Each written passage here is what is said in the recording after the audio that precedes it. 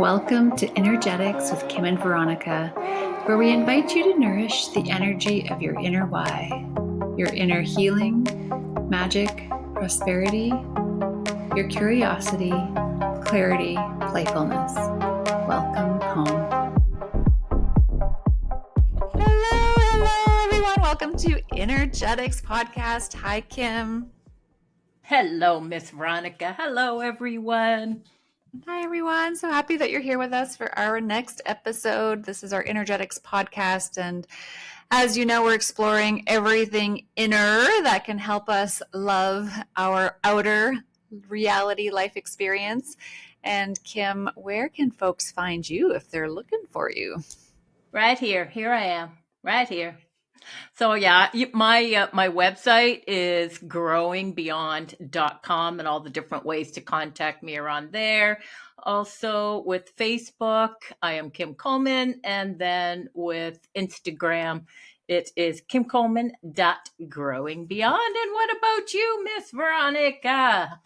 Amazing. I am at the Veronica Rose, Roze, on Instagram. You can find me there. Kim and I work with clients one-on-one, and we, sometimes do group facilitation. So if you're interested in any of that, just reach out anytime. And if you think these conversations would be interesting or helpful for anyone, we would love it if you would support us by sharing. Thank you. Absolutely.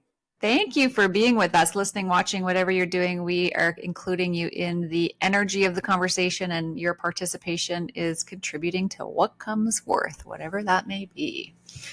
So we have been talking a little bit about choice, and our last episode was on choice, and we're going to continue with the exploration on that topic. Oh my God, choice could be like a whole master class all on its own. It's so good. It's so good. And so, yeah, like I was just looking at and speaking with people who really feel like they don't have a lot of choice. And sometimes I think we get caught up in looking at the big things, right? And it used to annoy me when I would hear people say, "Oh no, we always have choice." It felt like, yeah, well, you don't have my life, right? There's things that I have to do, right? You don't have my life. And so it almost annoyed me. And you get it, this is one of those things for me that you get it when you get it. Right? Because we do always have choice. And so, so what we thought we would share today is the places where we have choice that are so autopilot that we don't recognize it as choice. And so, Veronica, you're awesome at talking about the reticular activation system. And so we've also been talking a lot about compound effect. Now, if I continue believing that I don't have choice, I have to do this, I have to do that. What am I compounding there? I'm compounding and creating a life of more no choice, a choiceless universe, a choiceless life. And if it's true that the universe has my back and I'm functioning from I have no choice, what do you think I'm going to get more of? and what am I continuing to wire my nervous system with? What am I continuing to put in there and solidify even more as a program? So I keep enforcing and compounding that program of I don't have choice, I don't have choice, I don't have choice, and then more no choice moments show up. And so, Veronica, so where you're so great at explaining the reticular activation system, do you think it comes in here a little bit? Yeah, I think it does. Yeah. So, and anyone, you can look it up and you can Google it and chat GPT it and all the things, but it's the reticular activating system. It's a network of neurons. And I think it's like down at the back of your brain. And really it helps control wakefulness and attention. And it acts as a filter that selects what information is important enough to pay attention to. So there are, I don't know the exact number, a gazillion bits of information that are coming our way through all of the sensory, the smell, the taste, the touch, the sight, the, awareness, the intellectual awareness. And our brain can only function an awareness of, a small amount of that. I think it's, in the hundreds of bits of information. And so the reticular activating system determines what filters into our awareness, and it is programmed. It is programmed by what we believe, and what we have chosen is important for us. So, like the concept of, okay, I've never seen a yellow Volkswagen, and then I read an article on it, and now everywhere I drive I see this yellow Volkswagen on the highway. Like, we often have experience of that, and it's always been out there, but our brain just hasn't filtered through to it. And so when we look at self mastery, right? So for me, it's always about, I want to master my life so that I can have the best version of me, the best experience of me in my life. It's important to understand that what we focus on, what we choose, is creating that filter. And that filter actually filters to us what we experience, what we see. And so as we look at choice, and if we're talking or we have this belief or this repetitive narrative of, I don't have choice, life is happening to me and I don't have choice, I don't have a choice over this, I don't have a choice over that, then your reticular activating system will continue to represent to you all the ways in which you do not have choice. Whereas when Evidence. we can, yeah, exactly. Whereas when we can start to strengthen the muscle of choice and start to look at all the ways in which we do have choice, our reticular activating system now starts to filter and look for all of the ways that we do have choice in our life, big and small, and we become more empowered in our life. We become more in control, if you will, to a certain extent. Right. And for me it really is about, it's also that compound effects that we can rewire our own brain. We can and we know the brain being neuroplastic, if it's been wired to a choiceless universe, we can rewire it. And we can do that on the daily. And we can do that by the compound effect. So we've compacted a lot of people. I know I've definitely in the past before I learned all this. And because there's one thing about learning something, and then there's another thing about applying it. Boom, right there, right? And so once you start applying the tools, yeah, your life might not change in 5 minutes, and it might, right? However, that's why we use the word practice. It's a practice. So we practice tools, we practice things until it becomes our autopilot. So what is autopilot for a lot of people around choice is they don't think they have any, but we always have choice. And so, even I have to go to work, I have no choice.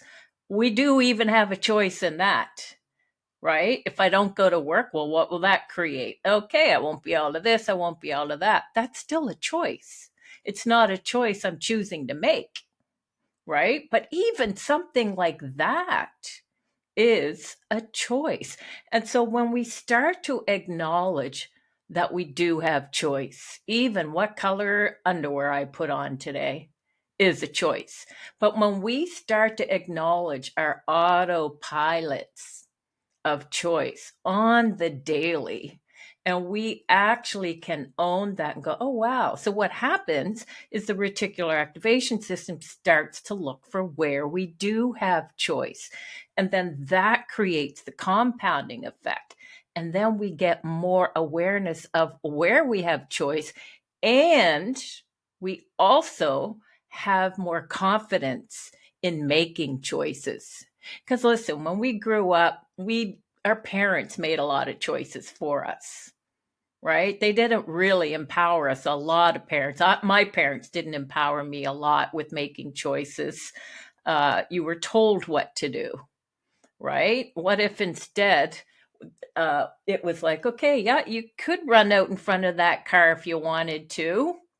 You might end up dead or in a hospital for God knows how long, or lose your legs, but it's your choice, right? So if we were to start kind of, letting kids know what their choices are going to create, right? What their choices are going to create so that they start to build their own choice muscle and they start to have confidence in their choices. Okay, yeah, I could do this thing. Oh, but if I do that thing, I know that blah blah blah, or that other thing might happen, and I don't want to choose that, right? But often we just tell kids what to do. We don't help them to build that choice muscle. And so, yeah, and so yeah, where do we want to take this from here? Do we want to start giving examples of where we do have choice? Yeah, I think that's great. I mean, ultimately, we have this life to live, and why not make it as beautiful and magical and wondrous as we can? And so, let's take back the reins, right? Let's become the artisan of our life. Let's become the artist of our life. Let's take that back into our control. And so there's a framework of our life that, you know, that, kind of defines some of the parameters of it. That so my life is going to look different than yours, and it's going to look different than an NBA basketball star. There's a framework within which we dance with life, and it's unique for us, but why not make it as beautiful and wonderful as we can with everything that we have? Why not look back from our last breaths of our life and look back and say, wow, that was beautiful. I made it as beautiful as I could be, instead Mm-hmm. of being the victims, the receivers, the recipients of life, and just saying, I don't have choice. I'm just kind of dealing with what cards I'm dealt. And so Yeah, as we begin to strengthen, to your point, through the daily choices that we are making and that we can make and that we get to make, we begin to strengthen that muscle, not only in the small things, but in the bigger things in life. What exactly. And examples then do you? yeah, so exactly. And so it's and you get to start having more confidence in your choices. We get to build that choice muscle. It is like a muscle. You've always called it a muscle, and I love that. And so, yeah, so choices could be exactly what coffee mug I'm going to have this morning. Now, these are going to sound really like mundane and small. However, we got to start with where we're at, right? Let's start with where we're at. So every morning, personally, I make myself a coffee. I choose which mug I'm going to have. I choose which coffee flavor I'm going to have, right? And so, I could choose not to brush my teeth, right? Um, so we have choices every day. And so when we start taking it out of the autopilot, because so many are on the hamster wheel and autopilot. What if we stopped and smelt the roses? So recognizing, okay, I'm going to choose, which mug am I going to choose today? Okay, that one. Okay, cool. Which shirt am I going to choose today? Which earrings am I going to choose today? Everything is a choice. What time I get out of bed, it might feel like I don't have a choice. However, I do. What's that look like? Well, I could choose to get up at noon.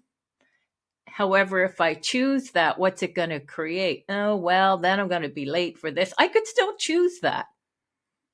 However, it's not something that's going to contribute to me in that moment. So everything right across the board is a choice. So when we start to recognize that and empower ourselves to make choices, what I have for supper, it's a choice. Whether I buy that loaf of bread that is gluten free and keto and all the things, that's a choice. If I don't choose it, I know how my body might react to it. That's still a choice. I'm choosing it because I know it's what my body likes, right? And so it's really starting to look at, you know, when my mom calls, I could choose to answer the phone or not, right? If I don't answer the phone, I know what that can create. So it's looking at our choices and what it's going to create in our lives. And as we chatted in the last call, in our last episode, if it didn't work out the way you hoped it would, so what? You didn't make a wrong choice. You choose again. You Mhm. just choose again. So many people, as we talked about in the last episode, so many people are afraid to make choices because they're afraid to make a wrong choice. Just choose. Just choose. Just Just choose. choose.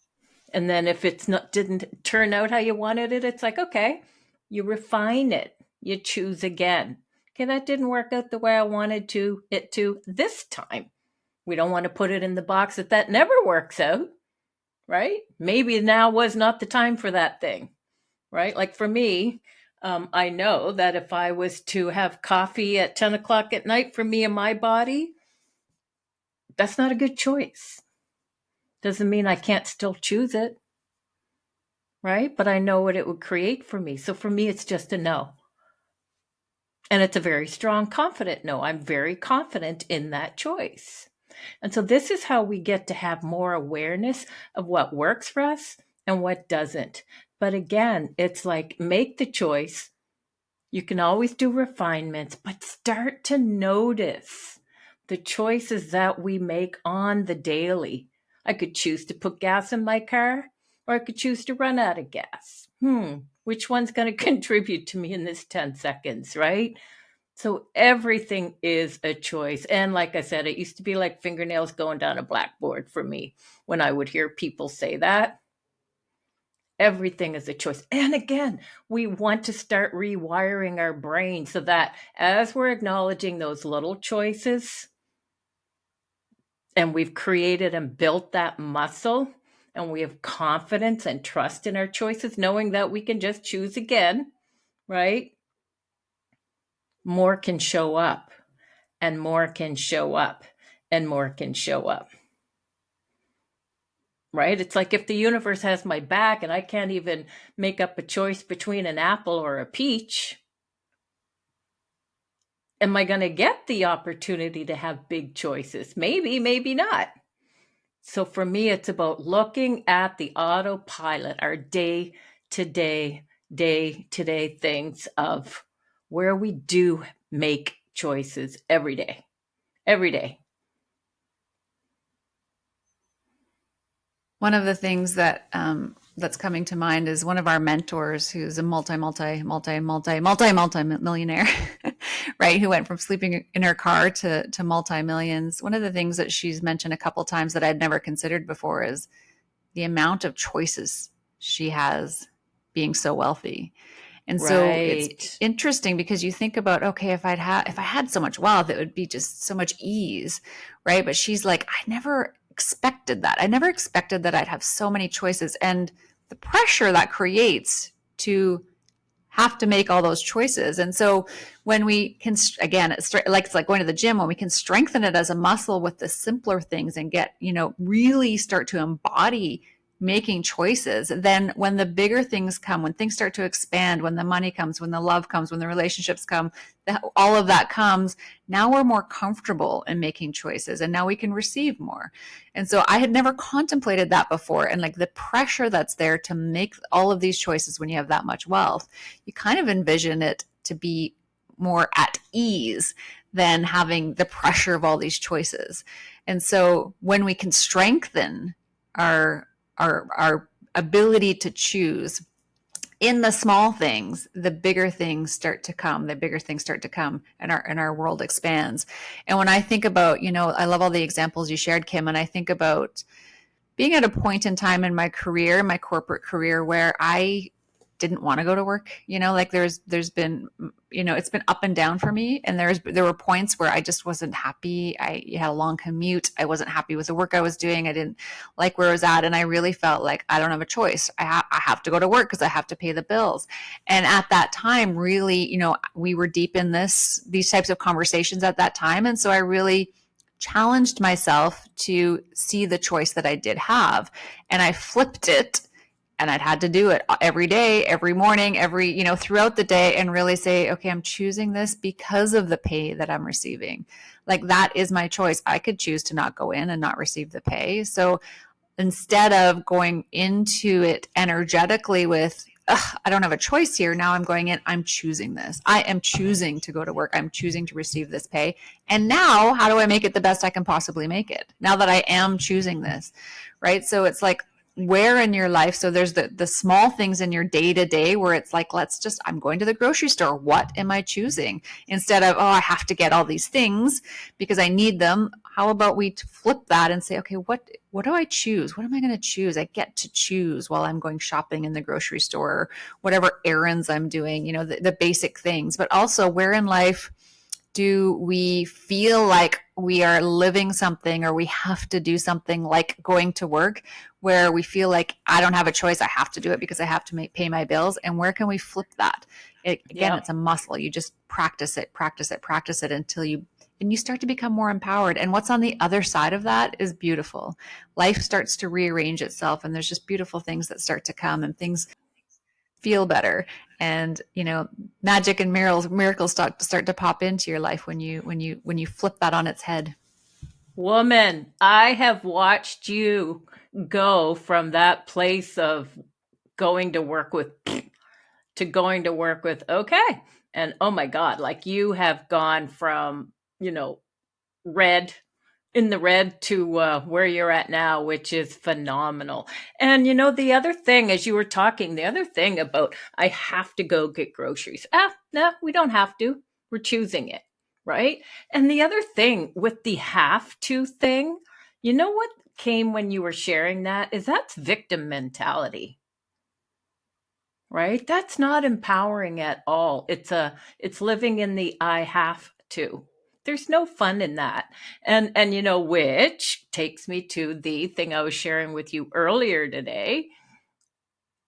What if we reframed things from I should go to the gym to I could go to the gym? So getting rid of those shoulds and replacing it with could, right? So that could be right across the board. I should go to bed early. I could go to bed early. So could puts it back into the world of choice, right? Whereas should, for me, there's an energy of, ugh, I really should do this. Don't feel like it. Don't really want to do it, but I really should. That's a choice out of almost like a victim mentality for me. Yeah, it's so But simple but so powerful. it's so powerful. Yeah, and that's what this is all about is, reframing and starting with where we're at, right? Starting with where we're at, starting to notice the choices that we make every single day. Those are choices. So instead of looking for the Empire State Building, we're looking at okay, what mug am I choosing today? Okay, I chose that mug today. And so that we can start compounding and creating a new wiring in our own brain to Mhm. start seeing other choices, like you said, with the reticular activation system, right? Start rewiring our brain to where we do have choice. We are empowered instead of victim. Yeah, So simple but so life changing. it is I so get life to I changing. get to choose it. Yep, I get to choose it. Whatever that is. Yeah. And so, like, really, as a takeaway, scanning your life, where are you having that inner narrative of shitting all over yourself? Where are you shitting all over yourself? Where are you living in? I have to do this. I should do this. I don't have a choice. And where can you just flip the narrative in your head? It's a very powerful, energetic shift that seems so simple and almost benign, almost like why bother? But it completely changes what comes to you in life and how you experience it. Oh my God, it really, really does. It really is so empowering. And it is often those little things. It's that it can be that one grain of sand in your shoe that keeps you from being able to walk the mountain, right? And so it's starting with where we're at and really doing it as a practice. And yeah, if you notice yourself, in your default, you get to go, oh my God, I did that thing again. Hilarious. Look at that. Instead of the, oh my god, I did that thing again, I suck, I'm never going to get that, never going to get it, I know better, right? I've been doing this work for blah blah blah, beating ourselves up, I should know better, right? We get to go, oh my god, I did that thing again, I'm hilarious. And we celebrate the moment. Yeah, but this time I noticed it. This time I noticed it. Even if it's a day later, a week later, whatever, that noticing it is the first thing that starts to get the hamster off the wheel, right? That autopilot is us noticing where we're functioning from and our inner narrative. And yeah, celebrate when you notice you went back into a default. You celebrate it. That's still a movement forward, right? As Kim Yeah. says, "Oh, aren't I cute? Aren't I cute? Look Yeah. at me." No, look at that. I'm right. Did that again. Yeah. Exactly. Exactly. Cause yeah, like exactly. And it's exactly that. Oh my God, I did that thing again. I'm hilarious. Right? Instead of, oh my God, I did that thing again. I suck. Yeah, exactly.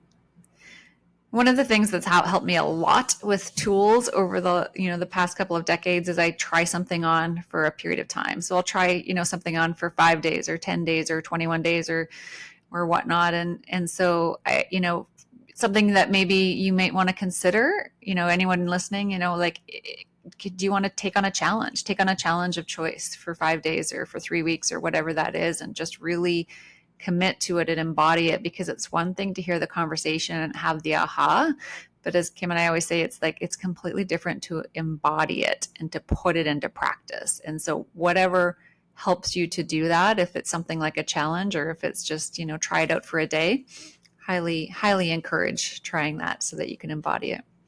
Absolutely. And it is a practice. It's a lifelong practice, right? And Mm-hmm, you'll mm-hmm. notice other people are on autopilot too, right? Doesn't mean we have to join them. It's just noticing our own autopilot, our defaults, our own programming, and choosing something different. That's all. That's all. Awesome. Love it. Love you, Kim, so much. Love everyone who's listening. Thank you for being here. Like, subscribe, share. We would love it if you shared it with anyone who you think this could benefit. So thanks so much, everyone. So much love.